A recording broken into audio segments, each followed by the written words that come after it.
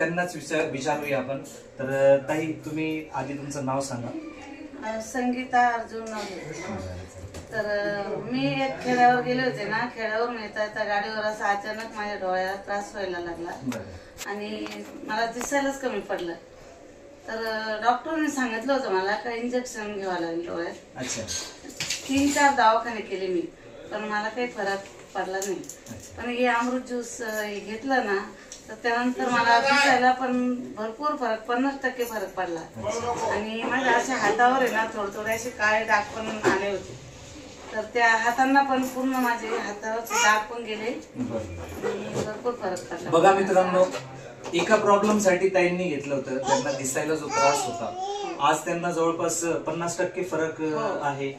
ताईंना 50% दृष्टीमध्ये फरक पडला. इंजेक्शनची गरज नाही आली मला. त्याचप्रमाणे बीपी कसं आहे ताई? आज बीपी पण नॉर्मल आहे एकदम. कालच चेक करून आले मी दवाखान्यात जाऊन, एकदम नॉर्मल आला. नॉर्मल बीपी आहे.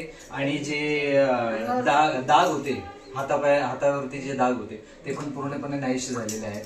तर मित्रांनो, एक गोष्ट तर निश्चित आहे की रियांश अमृत ज्यूस आज नीतीला याला कुठेही चॅलेंज नाहीये, तोड नाहीये, आपल्या समोरच रिझल्ट आहे. त्याच्यामुळे मी ताई तुम्हाला एक प्रश्न विचारतो की तुम्हाला असं वाटतं की आपलं अमृत ज्यूस प्रत्येकाने घ्यायला पाहिजे? हो, घ्यायला